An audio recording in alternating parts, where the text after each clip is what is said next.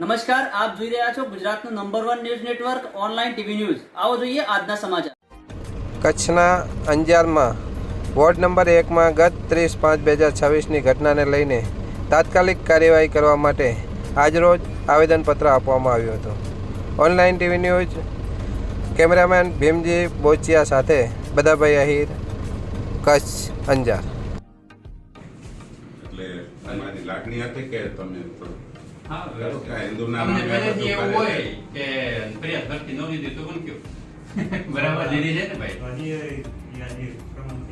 ના હજી તો તપાસ ચાલુ હોય ના તપાસ કરાવી દઈશું બરાબર કારણ કે સાહેબાને આ જેટલા છે માથા ભરે છે અને ગેરકાયદેસર રહીને જમીન દબાણ છે એને દબાણ કરવું છે, દુકાન બનાવે, આ લોકો ધંધો કરે એનો પોતાનો હા ગેરેજ છે એમની, તો ગેરેજમાં તો મારીને ખાઈ જાય વર્ષોથી। સાહેબ આ લોકો મજૂરી કરીને ખાય છે ઓલો એને- ઘણા દિવસે સાહેબ વિડીયો ક્લિપ તો તમે જોઈ લીધી જોઈ છે લીધી. સાહેબ આ વસ્તુ તો આજે તમે વ્યાજબી ન કહેવાય ને કે આમ જ્યાં ગુંડા આવતા હોય એ રીતના બધા ઢોકલા લઈને સાહેબ આની લાગણી હોય આવે। ને તો આજે 1200 જણા છે ત્યાં હશે લેડીઝો તો 50 થી 51 લેડીઝો છે સાથે ચૌધરી સાહેબ પાસે તપાસ કીર્તિભાઈ, લાગણી હોય તો જી, આજે શેને લઈને મળ્યા હતા અને કયા વિસ્તારથી આ લોકો તમે લોકો બધા આવ્યા છો?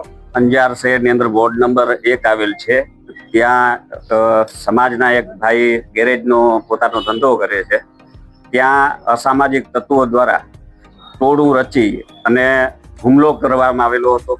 એ ભાઈને માથાની અંદર ઘણા પ્રકારની ઈજાઓ થઈ છે, તેમજ તેમના પરિવારના સદસ્યો પણ ત્યાં વચ્ચે છોડાવવા ગયા, તેમાં બહેનો ઉપર પણ લાઠીચાર્જ એ લોકોએ કરેલ છે।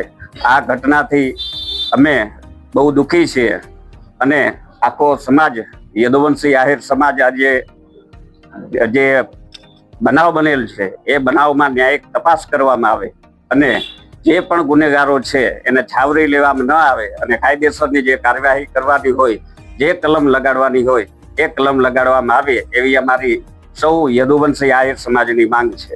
કોણ છે આ અસામાજિક તત્વો? એવું સંભળાય છે કે હિન્દુ યુવા સંગઠનની અંદર રાણાભાઈ આહિર છે, ગોપાલભાઈ આહિર છે, ચેતનભાઈ ઝાલા છે, તેમજ અન્ય શખ્સો પણ છે। તો શું રિસ્પોન્સ મળ્યો અહીં અંજાર પોલીસ સ્ટેશન તરફથી? પીઆઈ સાહેબને અમે મળ્યા, રજૂઆત કરેલી। પીઆઈ સાહેબે અમને બહુ સારો રિસ્પોન્સ આપ્યો કે આરોપીઓ ગમે તે હોય એને છાવરવામાં આવશે નહીં અને જે પણ કાયદેસરની કાર્યવાહી થશે તે કરવામાં આવશે એવી બાંહેધરી અમને આપવામાં આવેલ છે। આજરોજ અમે પ્રાંત અધિકારી સાહેબશ્રીને આવેદનપત્ર આપવામાં આવેલ છે। સમગ્ર સમાજના યદુવંશી આહિર સમાજના ભાઈઓ તથા બહેનો 30/5/2026ના એક દુઃખદ ઘટના બની, અમારા ભાઈ ગેરેજનું કામ કરે છે તેની ઉપર હિચકારી જીવલેણ હુમલો કરવામાં આવેલ છે।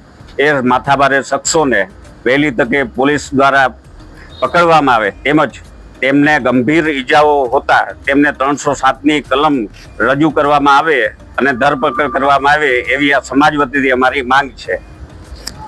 શિક્ષણ કક્ષામાં આપની રજૂઆત કરતા